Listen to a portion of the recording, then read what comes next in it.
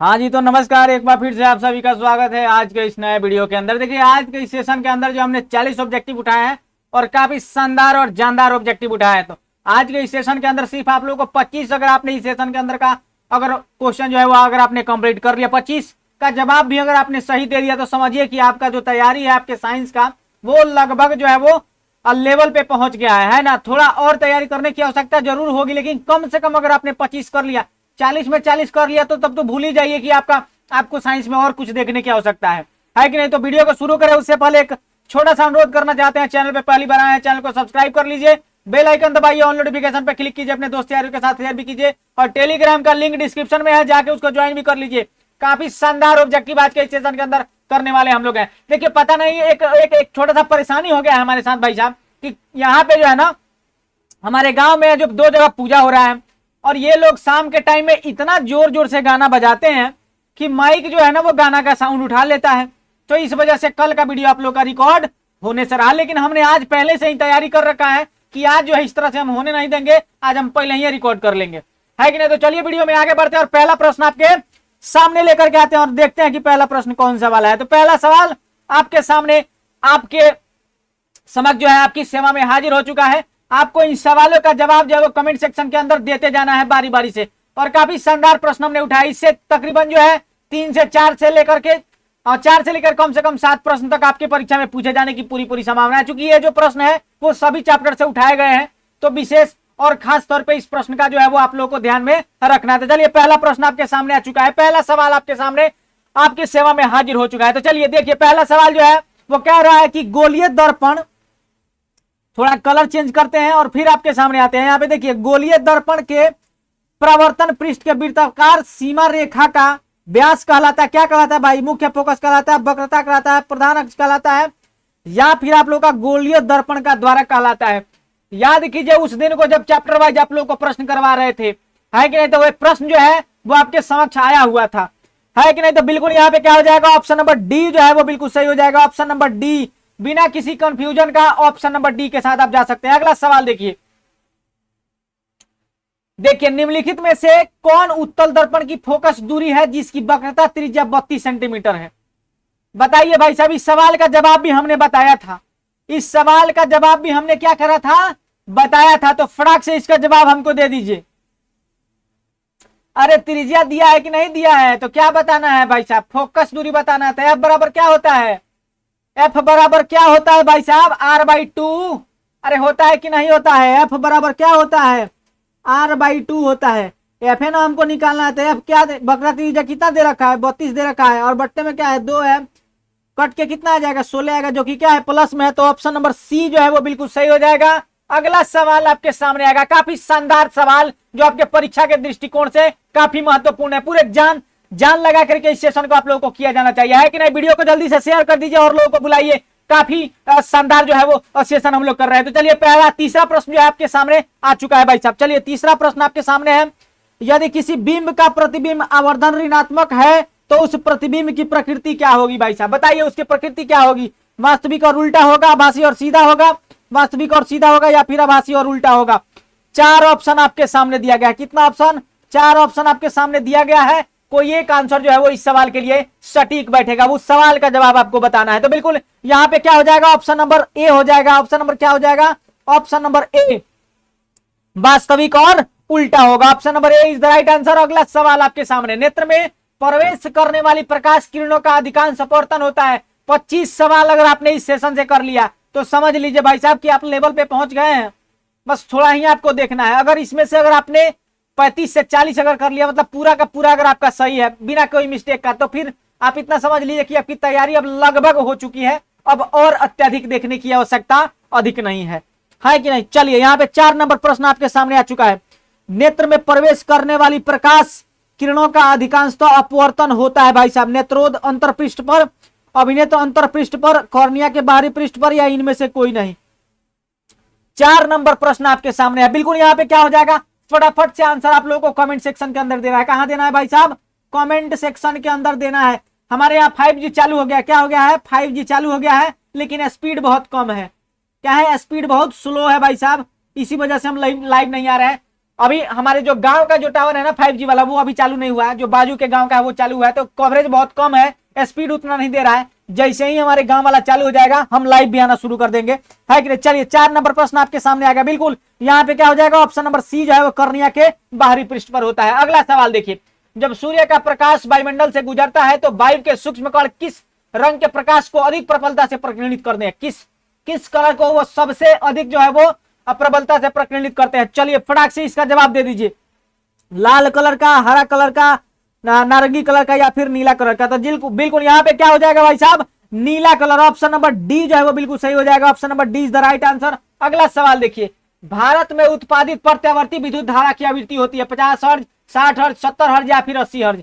भारत में उत्पादित प्रत्यावर्ती विद्युत धारा की आवृत्ति आपको बताना है कितना होता है। 50 हर्ज होता है, 60 हर्ज होता है, 70 हर्ज होता है या फिर 80 हर्ज होता है? तो सबको पता होना चाहिए कि आपके घर में जो विद्युत आता है ना, जिससे आप बॉल जलाते हैं, पंखा चलाते हैं, है कि नहीं, एसी, कूलर, मोटर जो भी आप चलाते हैं, उसकी जो आवृत्ति होती है, उसका जो हर्ज जो होता है ना, उसकी जो फ्रीक्वेंसी होती है, क्या होती है भाई साहब, उसकी जो फ्रीक्वेंसी होती है वो कितनी होती है? 50 हर्ज होता है। क्या होता है भाई साहब? 50 हर्ज होता है। ऑप्शन नंबर क्या हो जाएगा? Option number A is the right answer. अगला सवाल देखिए, अरे कितना मजा आ रहा होगा, है कि नहीं, कितना मजा आ रहा होगा। बिल्कुल यहाँ पे 7 नंबर प्रश्न आपके सामने आ चुका है, इसका जवाब आपको देना है। किसी बोल्ट के स्केल पर ओ भी और आईवी के बीच 20 विभवांतर चिन्ह है, तो उस वोल्ट मीटर का अल्प मापांक आपको बताना है। इस सवाल का जवाब आप लोगों को कमेंट सेक्शन के अंदर बताना है। कहां बताना है? कमेंट सेक्शन के अंदर, इसी क्लास के समाप्त होने के पश्चात आप लोगों को बताना है। अगला सवाल देखिए, 1 माइक्रो एम्पियर विद्युत धारा निम्नलिखित में से कौन सी है भाई साहब? 1 माइक्रो एम्पियर की आपको बताना है। 1 माइक्रो एम्पियर की आप लोगों को बताना है कि कौन सी है भाई साहब। चलिए यहाँ पे क्या हो जाएगा, जल्दी से बता दीजिए। 10 के पावर -4 एम्पियर, 10 के पावर -5, 10 के पावर -6, 10 के पावर -7। 4 ऑप्शन दिया गया है। कितना ऑप्शन दिया गया है? 4। उसमें से एक ऑप्शन जो है वो बिल्कुल सही हो जाएगा। तो यहाँ पे क्या हो जाएगा, बिल्कुल ऑप्शन नंबर सी जो है वो राइट आंसर हो जाएगा। Option number C. No more confusion about option number C and option number B. B means book, C means cat. No more confusion. Option number C is the right answer. 10 to the power -6 ampere is the right answer. Next question in front of you, question number 9 आपके सामने आ चुका है। किसी क्षण चुंबक के अंदर चुंबकीय क्षेत्र रेखाओं की दिशा क्या होती है भाई साहब? अरे बताइए क्या होती है? आप क्षण चुंबक देखे होंगे ना, ऐसे ही होता है एक क्षण चुंबक, है कि नहीं? क्या होता है भाई साहब? एक क्षण चुंबक ऐसे ही होता है, और आपको बताना है, आपको क्या करना है, बताना है कि इसके चुंबकीय क्षेत्र रेखाओं की दिशा क्या होगी चुंबक के अंदर। इसके अंदर पूछ रहा है कि नहीं, इसके अंदर पूछ रहा है। तो देखिए यहाँ पे क्या हो जाएगा, बिल्कुल अगर बाहर की बात पूछता, अगर बाहर की बात पूछता तो क्या होता, उत्तर से दक्षिण की तरफ होता। लेकिन ये अंदर की बात कर रहा है ना, ये कहां की बात कर रहा है? अंदर की बात कर रहा था। ये हो जाएगा दक्षिण ध्रुव से उत्तर ध्रुव। बताइए आपके मन में इस सवाल का जवाब आया था कि नहीं आया था? कमेंट करके बताइए कि सवाल का जवाब आपके मन में आया था कि नहीं आया था। Option number B is the right answer. बिना किसी कंफ्यूजन के आप ऑप्शन नंबर बी के साथ जा सकते हैं। अगला सवाल देखिए, घरेलू विद्युत परिपथ में उदासीन तार किस रंग का होता है? क्या ही शानदार सवाल आपके सामने आ गया है। कितना बार पूछा गया भाई साहब, एक बार नहीं कई बार, बार हर बार पूछा जाता है इस सवाल को। इस अंदाजे में इस सवाल को नजरअंदाज नहीं करना है कि पता नहीं कि पूछेगा कि नहीं पूछेगा। अरे पूछेगा भाई, ये सवाल पूछेगा। लिख लीजिए इस सवाल को, इस बार लिख लीजिए। आप लोग का ये सवाल जो है आपके जो है एग्जाम में जो है ना, एग्जाम जो आप लोग का है, एग्जाम जो 2024 में होने वाला है आप लोग का फरवरी के अंदर, उसमें ये वाला प्रश्न जो है वो बिल्कुल से रहेगा, है कि नहीं? तो इसको नोट कर लीजिएगा। ऑप्शन नंबर बिल्कुल यहाँ पे क्या हो जाएगा, option number C. Option number C is the right answer. अगला सवाल देखिए, किस युक्ति में विभक्त बलय दिक् परिवर्तक का कार्य करता है भाई साहब? बता दीजिए। कितना शानदार सवाल है,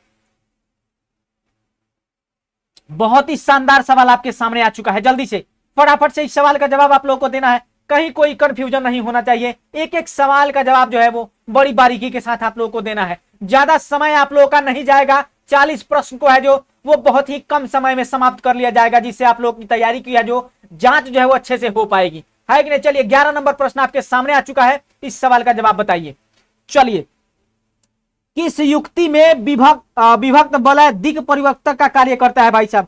किसके अंदर करता है भाई साहब? विद्युत जनित के अंदर करता है, विद्युत मोटर के अंदर करता है, गैल्वेनोमीटर के अंदर करता है, या फिर वोल्ट मीटर के अंदर करता है? तो 11 नंबर सवाल का जो जवाब है, 11 नंबर सवाल का जवाब जो है वो ऑप्शन नंबर क्या हो जाएगा, ऑप्शन नंबर ए जो है वो ऑप्शन नंबर बिल्कुल सही हो जाएगा। अगला सवाल आपके सामने आएगा, जल विद्युत संयंत्र किस ऊर्जा को विद्युत ऊर्जा में रूपांतरित करता है? जल विद्युत संयंत्र किस ऊर्जा को विद्युत ऊर्जा में रूपांतरित करता है? बताइए, तापीय ऊर्जा को, नाभिकीय ऊर्जा को, सौर ऊर्जा को, या फिर स्थितिज ऊर्जा को? वीडियो को लाइक कर लीजिए, वीडियो को लाइक जरूर से कर लीजिए ताकि और लोगों के पास ये वीडियो पहुंच पाए। इंगेजमेंट नहीं बन पाने के कारण वीडियो का जो है वो रीच जो है वो डाउन हो जाता है कि नहीं? तो जब भी आप वीडियो देखा कीजिए, आप वीडियो को लाइक कर लीजिए और एक छोटा सा कोई सा भी कमेंट जो भी आपको इच्छा हो, अच्छा बुरा जो भी करना हो कमेंट सेक्शन के अंदर जरूर से कर लिया कीजिए। चलिए 12 नंबर प्रश्न आपके सामने है। जल विद्युत संयंत्र किस ऊर्जा को विद्युत ऊर्जा में रूपांतरित करता है भाई साहब? बिल्कुल, तो यहाँ पे क्या हो जाएगा? स्थितिज ऊर्जा को। किसको? स्थितिज ऊर्जा। Option number D is the right answer. अगला सवाल आपके सामने, नरौरा नाभिकीय विद्युत संयंत्र किस राज्य में उपस्थित है? बताइए, नरौरा नाभिकीय विद्युत संयंत्र किस राज्य में उपस्थित है? राजस्थान में है क्या, मद्रास महाराष्ट्र में है, उत्तर प्रदेश में, या फिर गुजरात में है? किस राज्य के अंदर है? 4 ऑप्शन दिया गया है, 4 राज्य दिया गया है। कौन सा दिया गया है भाई साहब? 4 राज्य आप लोगों को दिया गया है। कोई एक राज्य के अंदर जो है ये नरौरा नाभिकीय विद्युत संयंत्र जो है वो स्थित है। तो बिल्कुल यहाँ पे ऑप्शन नंबर सी हो जाएगा। क्या हो जाएगा? Option number see the right answer. मन में भी अगर आपको आता है ना, मन में भी अगर आंसर अगर आपको आ जाता है तब भी कोई चिंता की बात नहीं है। चलिए अगला सवाल देखिए, निम्नलिखित में कौन सा बुझा हुआ चूना है भाई साहब? जो बुझा हुआ चूना है ना, जिंदा चूना नहीं, बुझा हुआ चूना, जल्दी से बता दीजिए। CaO या फिर CaOH का होल 2 या फिर CaCO3 या फिर Ca? जल्दी से बता दीजिए। यहां पे क्या हो जाएगा? बिल्कुल ऑप्शन नंबर क्या हो जाएगा? Option number 20 the right answer. Ca और OH का होल 2 जो है वो बिल्कुल सही हो जाएगा। क्या हो जाएगा? CaOH का बिल्कुल सही जवाब। Option number 20 the right answer. Option number B is the right answer. अगला सवाल देखिए, आपको एक यहां पे रासायनिक अभिक्रिया दिया गया है, आपको देख के बताना है कि रासायनिक अभिक्रिया किस प्रकार की है। संयोजन अभिक्रिया है, विस्थापन अभिक्रिया है, द्विविस्थापन अभिक्रिया है, वियोजन अभिक्रिया है। हो सकता है कि इसके अंदर कुछ रिपीटेड प्रश्न आपको देखने को मिले, लेकिन ध्यान रखिएगा कि इस तरह के रिपीटेड प्रश्न जो है आपके परीक्षा में भी पूछे जाते हैं। तो हम आपके परीक्षा से जो है वो अलग आपको प्रश्न नहीं करवा सकते हैं। आपके परीक्षा के दृष्टिकोण से जो भी प्रश्न महत्वपूर्ण है उसी प्रश्न में विशेष करके हमारा ध्यान जो है वो लगा हुआ है। चलिए 15 नंबर प्रश्न आप देखिए और देख करके बताइए किस प्रकार का जो है वो रासायनिक अभिक्रिया है।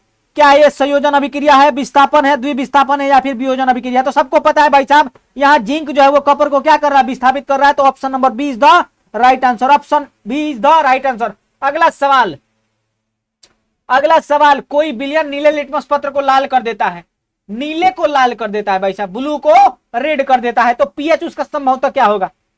देखिए, जब ब्लू को क्या कर दे? लाल कर दे, है कि नहीं, तब उसका क्या हो जाएगा भाई साहब? जल्दी से बता दीजिए। तब उसका संभवतः पीएच मान आपको बताना है। तो बिल्कुल यहाँ पे क्या हो जाएगा भाई साहब? 5 होगा, 7 होगा, 8 होगा कि 10 होगा? कौन सा वाला होगा? यहाँ पे ध्यान दीजिएगा, ब्लू नीले लिटमस पत्र को क्या कर देता है? लाल कर देता है। तो देखिए आपको एक बताते हैं, ऐसे पढ़िएगा, अनल, इसका मतलब होता है कि अम्ल जो होता है वो नीले लिटमस पत्र को क्या कर देता है? लाल कर देता है। अगर कंफ्यूजन हो कि बेस है, क्या बेस है कि क्या है भाई साहब, एसिड है, तो इस तरह से आप पता कर सकते हैं। ये वो अनल खाली याद रखिएगा ना, अनल, अ से अम्ल, न से नीले, ल से लाल, यानी कि आपका जो अनल वाला शब्द इतना अगर याद रख लीजिएगा कि अम्ल जो है वो नीले को लाल कर देता है, तब आपको कहीं कोई कंफ्यूजन नहीं होगा। तो यहाँ पे क्या होगा? नीले लिटमस पत्र को लाल कर देता है, तो वो क्या होगा? वो जो होगा वो आपका अम्लीय होगा, अम्लीय गुण का होगा ना, तो उसका पीएच मान क्या होगा? 7 से कम होगा। तो 7 से कम एगो 5 ना है। Option number A is the right answer. अगला सवाल देखिए, ऑक्जेलिक अम्ल का प्राकृतिक स्रोत निम्नलिखित में से कौन सा? भाई साहब ऑक्जेलिक अम्ल बताना है, ऑक्जेलिक अम्ल का प्राकृतिक स्रोत बताना है। फटाफट से इसका जवाब दीजिए। टमाटर होता है, संतरा होता है, सिरका होता है, इमली होता है, कौन सा वाला होता है? 4 ऑप्शन आपके सामने दिया गया है, कोई एक ऑप्शन जो है वो बिल्कुल सही जवाब हो जाएगा। तो क्या हो जाएगा? ऑप्शन नंबर, बिल्कुल option number B is the right answer. Option number B is the right answer. अगला सवाल देखिए, निम्नलिखित में कौन सबसे अधिक अभिक्रियाशील धातु है भाई साहब?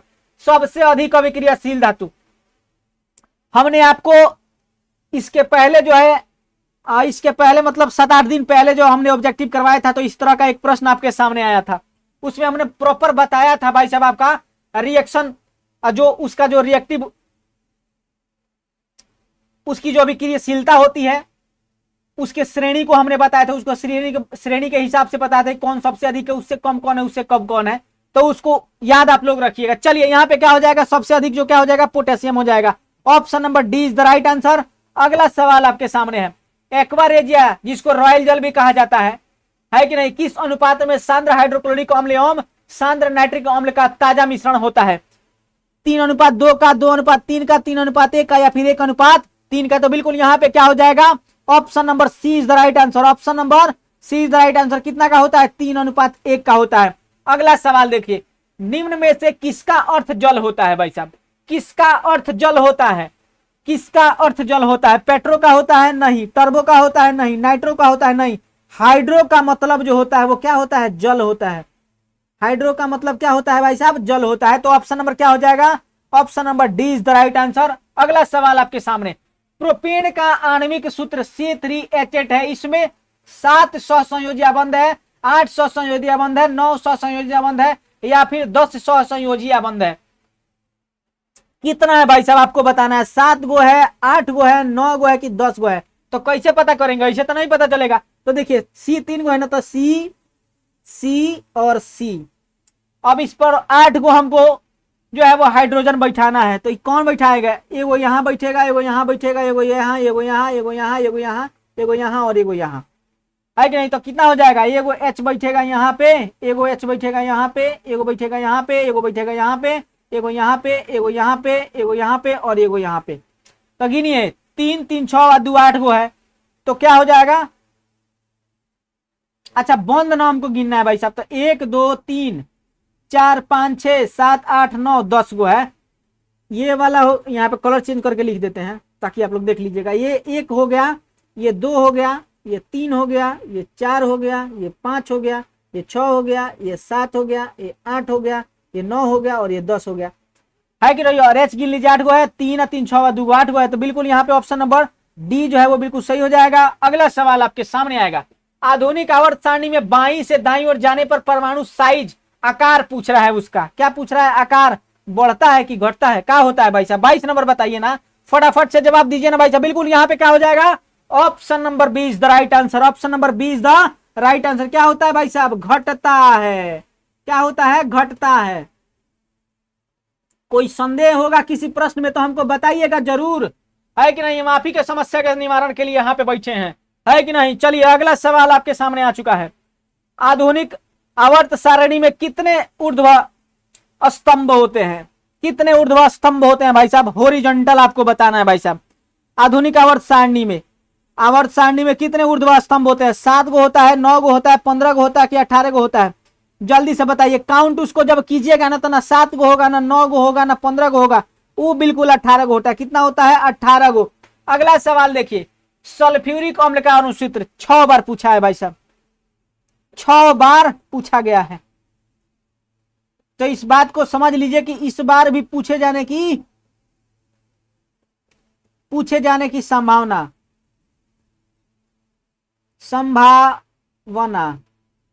है कि नहीं, पूछे जाने की संभावना। चलिए जल्दी से बता दीजिए, H2SO4 का अणुसूत्र आपको बताना, फॉर्मूला उसका अणुसूत्र फॉर्मूला होता है कि नहीं? चलिए क्या हो जाएगा भाई साहब, H2S2O7 H2SO4 H2S2O3 H2S2O8। तो बिल्कुल यहाँ पे क्या होता है, सबको पता है भाई साहब, H2SO4 का क्या होता है, H2SO4 होता है, और ये किसका होता है, सल्फ्यूरिक अम्ल का होता है कि नहीं? तो ऑप्शन नंबर क्या हो जाएगा, option number B is the right answer.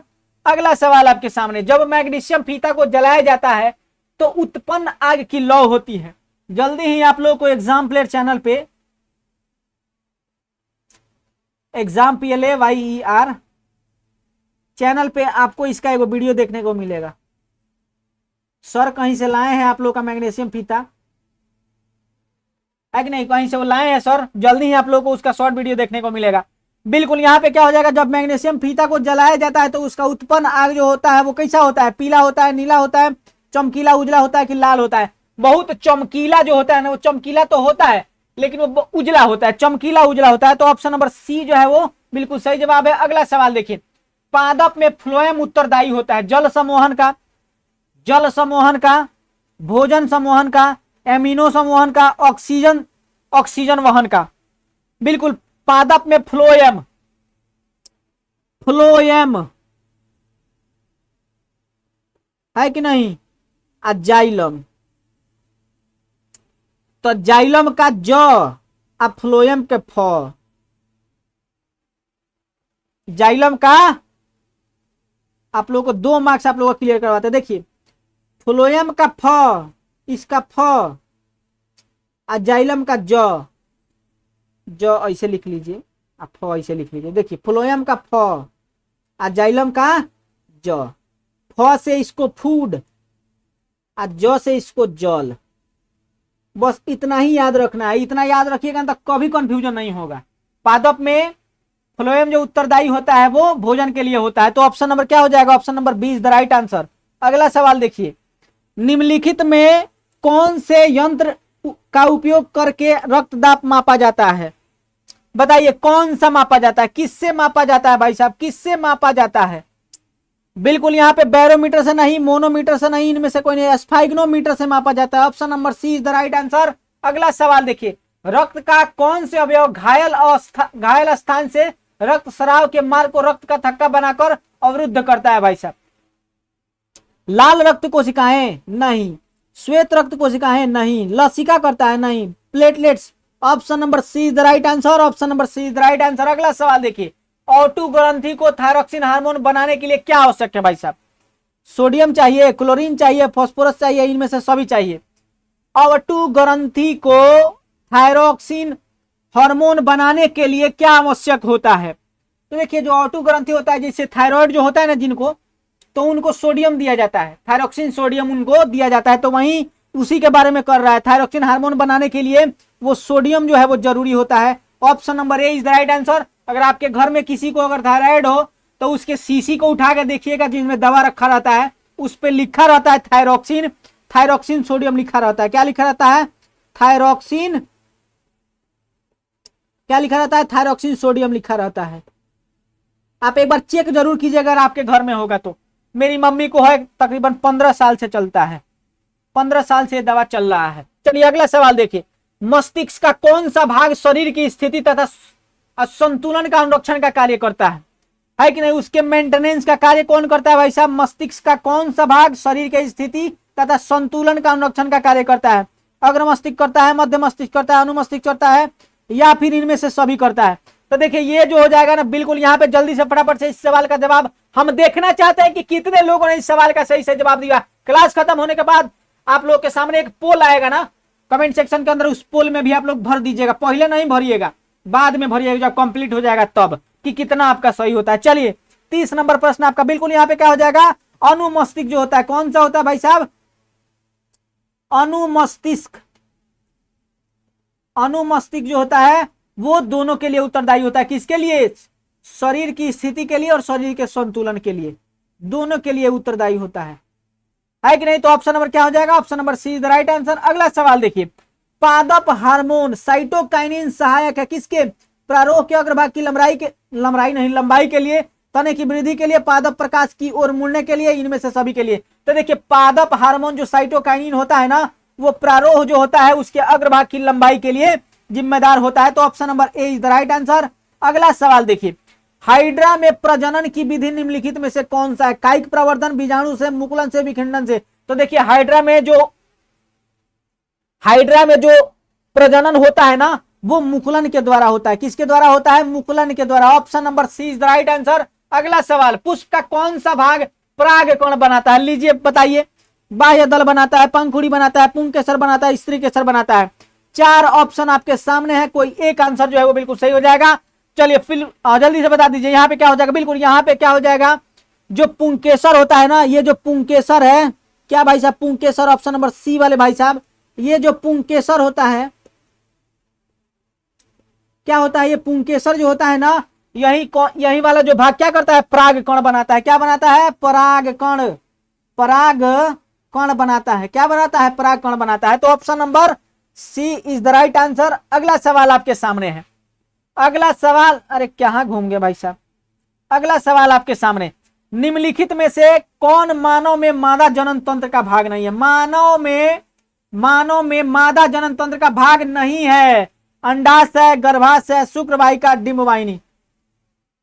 देखिए ये तीनों जो है वो आप लोगों का मादा जनन तंत्र का अंग तो है, लेकिन ये शुक्रवाहिका जो है वो नर, ये क्या है, नर जननांग है, ये नर जनन तंत्र के अंतर का है कि नहीं, नर जनन तंत्र का है कि नहीं। तो ऑप्शन नंबर क्या हो जाएगा, option number C is the right answer. अगला सवाल आपके सामने, वंशागत नियमों का प्रतिपादन किसने किया था? चार्ल्स डार्विन, रॉबर्ट हुक, जेसी बोस, ग्रेगर जॉन मेंडल, किसने किया था भाई साहब?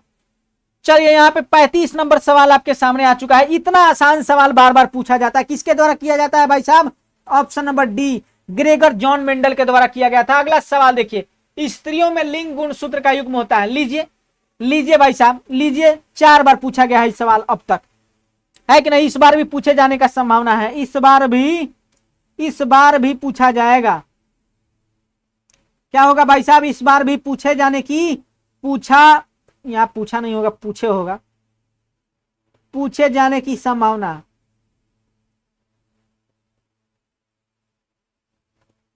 पूछे जाने की संभावना। चलिए बताइए, स्त्रियों के अंदर गुणसूत्र युग्म होता है, वाई वाई एक्स वाई होता है, एक्स एक्स होता है, वाई वाई होता है, इनमें से सभी होता है। तो ना इनमें से सभी, ना वाई वाई, ना एक्स वाई, ये जो होता है वो एक्स एक्स होता है कि नहीं, इन्हीं में से। और पुरुष में क्या होता है? एक्स वाई होता है। इसमें से जब दोनों सेम से मिलता है, कोई एगो इसके साथ आके मिल जाएगा, जैसे एक्स एक्स मिल जाएगा तब लड़की, और एक्स वाई मिल जाएगा तो लड़का, है कि नहीं? जन्म लेगा मतलब बच्चा रहेगा उस हिसाब से। तो 36 का क्या हो जाएगा? Option number B is the right answer. चलिए अगला सवाल देखिए, मंड परीक्षण के लिए हरी पत्ती पर आयोडीन डालने से पहले पत्ती को अल्कोहल से उबाला जाता है। मंड को घोलने के लिए, क्लोरोफिल हटाने के लिए, पत्ती को मुलायम बनाने के लिए, इनमें से सभी के लिए। तो देखिए यहाँ पे जो है, जो मंड परीक्षण होता है, स्टार्च की जांच जब हम लोग करते हैं, उस दौरान जो हरी पत्ती होती है उस पे आयोडीन डालने से पहले जो पत्ती को अल्कोहल में इसलिए उबाला जाता है ताकि उसके ऊपर से क्लोरोफिल हटाया जा सके। Option number B is the right answer. अगला सवाल आपके सामने, स्लाइड को सर्वप्रथम कंपाउंड माइक्रोस्कोप से देखा जाता है, कितना पे देखा जाता है, कितना जूम पे देखा जाता है?